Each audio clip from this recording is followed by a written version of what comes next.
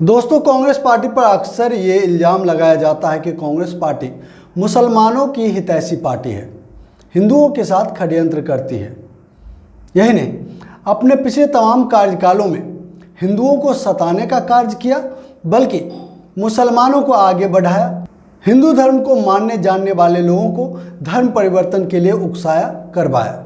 लेकिन जो लोग इस तरह की ओछी मानसिकता के इल्ज़ाम लगाते हैं, उनके इस इल्ज़ाम पर आपको रत्ती भर भी सबूत नहीं मिलेंगे।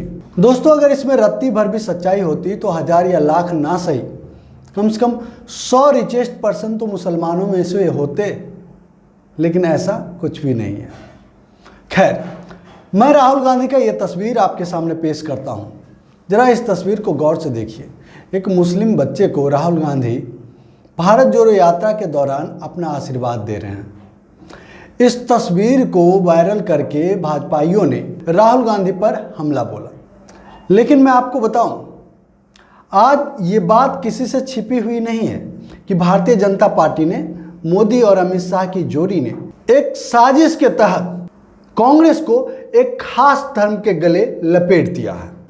और इस बात को अंधभक्त हिंदू 100% नहीं, हजारों, लाखों, करोड़ों, अरबों, खरबों फीसदी सच मानते हैं, क्योंकि उनके माथे में दिमाग की जगह तो गोबर है। अब मुझे बताइए, जिस व्यक्ति के ऊपर, जिसके पार्टी के ऊपर इतना बड़ा इल्ज़ाम लगे और जिस धर्म को लेकर लगे, उस धर्म के बच्चे को ये इस तरीके से गले लगाएंगे, महिलाओं को आशीर्वाद देंगे, उनके साथ घुलेंगे मिलेंगे। जो व्यक्ति यह जानता हो कि भारतीय जनता पार्टी ने कांग्रेस के खिलाफ इतना बड़ा षड्यंत्र कर दिया और इस षड्यंत्र को, इस साजिश को देश की सबसे बहुल धर्मावलंबी, हिंदू धर्म को मानने वाले अंधभक्तों की संख्या आज देश में बहुत ज़्यादा है, और वो लोग भाजपाई षड्यंत्र को सच मानते हैं, उनके इस वक्तव्य को सच मानते हैं। इसके बावजूद इस तरह की तस्वीरें खिंचवाना, इस तरह के कार्य करना, मुझे नहीं लगता कि देश में कोई दूसरा नेता हो जो ऐसा साहस कर सकता है। खुद नरेंद्र मोदी को आप सैकड़ों बार देख चुके हैं, प्रधानमंत्री बनने के बाद देख चुके हैं। उन्हें मुसलमान नेताओं के करीब जाने में डर लगता है। नेता छोड़ दीजिए, उन्हें मुसलमान स्कॉलर या फिर मुसलमान समाज सेवी के पास जाने में डर लगता है। और तो इस बार आज तक नरेंद्र मोदी किसी भी मस्जिद में कदम रखने का दुस्साहस नहीं कर पाए हैं, जबकि भारत के प्रधानमंत्री के पद पे बैठे हुए हैं। यह अलग बात है कि वो भारत के प्रधानमंत्री 8 साल बाद भी खुद को बना नहीं सके, लेकिन जो ताकत राहुल गांधी ने दिखाया, वो ताकत मुझे नहीं लगता कि उसका 1% भी नरेंद्र मोदी में होगा। क्योंकि नरेंद्र मोदी को जब खुद को मुसलमानों के करीब दिखाना होता है, तब विदेश में जाकर किसी मस्जिद में जाकर फोटो खिंचवाते हैं। उनकी हिम्मत नहीं होती कि भारत के किसी मदरसे में या मस्जिद में जाकर लोगों से 2 बातें करे, भाईचारा बढ़ाने का काम करे। नहीं, इससे चुनाव में उनके वोट जो कट जाएंगे। आखिर ऐसी गलती वो कैसे कर सकते हैं? इनके दिलों में एक खास धर्म के प्रति इतनी नफरत भरी हुई है ना, जिसका अंदाजा आप नहीं लगा सकते हैं। और दोस्तों, मैं यहाँ पे ये भी साफ कर दूं कि उस धर्म से, जिस धर्म से आपको भाजपाइयों की नफरत दिख रही है, आपको लगता होगा कि ये उस धर्म के लोगों से नफरत करते हैं, उस धर्म से नफरत करते हैं, इसका मतलब ये हिंदुओं से बहुत ज़्यादा प्यार करते हैं। ना, ऐसी कोई बात नहीं है। रत्ती भर भी ऐसी कोई बात नहीं है। अगर बात होती तो प्रधानमंत्री खास करके बेटियों के बलात्कार पर आवाज़ उठाते, कार्रवाई करने का कम से कम निर्देश देते। अरे दूसरे धर्मों को छोड़ दीजिए, खास करके हिंदू धर्म को मानने जाने वाले हिंदू बेटियों के, बहनों के, माताओं के साथ जो अत्याचार हो रहा है, बलात्कार जैसे जघन्य अपराध हो रहे हैं, उसके खिलाफ तो मोदी बयान देते, कम से कम भाषणवीर तो है ना। जुमला पेलते हैं और माता बहनों के खिलाफ इतना बड़ा बर्बर कुकृत्य देश में दिन दुना रात चौगुना बढ़ रहा है, इस पर बोल नहीं सकते हैं वो? लेकिन नहीं बोलते हैं। चलिए छोड़िए, हम इससे भी संतुष्ट हैं। लेकिन प्रधानमंत्री जी, उस बर्बर हत्याओं पर, बलात्कारों पर तो आपको बोलना चाहिए। जो कुकर्म आपके भाजपाई नेताओं ने, एमएलए ने, पूर्व सांसदों ने किया, आपके कार्यकर्ताओं ने किया, उस पर तो आपको बोलना चाहिए। आप सभी दोस्तों से मैं पूछना चाहता हूं कि उत्तर प्रदेश के भाजपा विधायक कुलदीप सिंह सेंगर ने जिस तरीके से हिंदू बेटी का बलात्कार किया, उसके बाप को पुलिस लॉकअप में अपने गुंडों से पिटवा पिटवा कर मार डाला गया।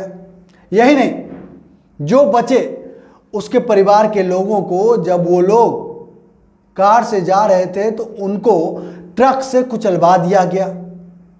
उस पर तो प्रधानमंत्री बोलते नहीं बोले, एक बार भी नहीं बोले। और जो प्रधानमंत्री 1 दिन 2 दिन 1 सप्ताह 2 सप्ताह 15 दिन 1 महीना में फांसी दिलवाने की बात करते हैं, वो प्रधानमंत्री कहाँ छिपे हुए हैं?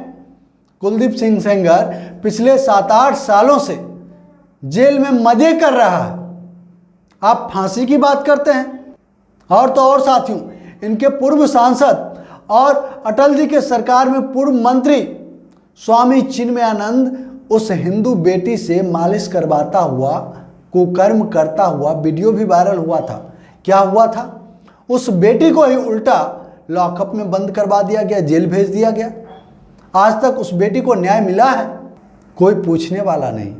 अरे दोस्त, उन तमाम हिंदुओं को कहना चाहता हूं जो अंधभक्ति में पागल हो चुके हैं, ये तो भाजपाई ऐसे बेशर्म लोग हैं जो कठुआ में बेटी का बलात्कार होता है और इनके एमएलए और एमपी बलात्कारी के पक्ष में रैली निकालते हैं और तुम इन्हें हिंदुओं का पक्षकार मानते हो, हिंदू हृदय सम्राट मानते हो।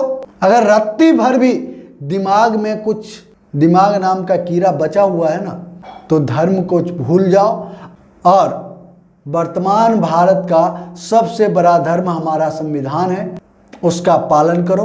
और ये बातें सिर्फ और सिर्फ मैं हिंदू भाइयों के लिए नहीं कहता हूँ, मुस्लिम भाइयों, सिख, जैन, पारसी, ईसाई सभी धर्मावलंबियों से कहना चाहता हूँ। दोस्तों, ये जो धर्म के आडंबर हैं तमाम, इसे हमें ढोने की कोई आवश्यकता नहीं है, क्योंकि ये जो धर्म है जब बने उस वक्त की ये मांग थी कि लोगों में इस तरह के कार्यक्रमों का आयोजन किया जाए, सामाजिक तौर पर ऐसा ताना बाना बुना जाए जिससे लोग मिलजुल कर बिना एक दूसरे को क्षति पहुंचाए, कष्ट पहुंचाए, नुकसान पहुंचाए, समाज में पले और बढ़े। और वही काम तो आज हमारा संविधान भी करता है। हाँ, हमारे संविधान की बहुत सारी धाराओं को लेकर हमें आपत्ति होती है और समय समय पर तो संवैधानिक सुधार भी होते रहते हैं, लेकिन मैं आप सबसे पूछना चाहता हूं, जब आप संविधान के सुधारों को चाहते हैं और आप कर भी सकते हैं, तब आप इन धर्मों को बोझ के तले इस देश को क्यों दबाना चाहते हैं? तब आप क्यों देश के लोकतंत्र को कमजोर करके धर्म के आधार पर, जातियों के आधार पर वोट करते हैं? किसी को हिंदू हृदय सम्राट तो किसी को मुसलमान हृदय सम्राट कहते हैं और उसकी दकियानूसी बातों पर आकर वोट के समय धर्म के आधार पर, जाति के आधार पर वोट दे देते हैं और फिर 5 साल रोते रहते हैं। रोजी रोटी नहीं है, रोजगार नहीं है, शिक्षा स्वास्थ्य बेहाल है, किसान आत्महत्या जारी है, उद्योग धंधे बंद हो रहे हैं और मित्रों का विकास दिन दूना रात चौगुना छप्पर फाड़ के हो रहा है। बस बहुत हो गया दोस्तों, हम सबके पास वक्त है। आने वाले दिनों में अनेक राज्यों में चुनाव भी हैं और 2014 में मोदी सरकार के 10 साल पूरे हो जाएंगे। वक्त है कि इनका भी हिसाब किताब किया जाए और हर स्तर से आप तौलिए, हमारी बातों को भी रखिए और सोचने का काम कीजिए।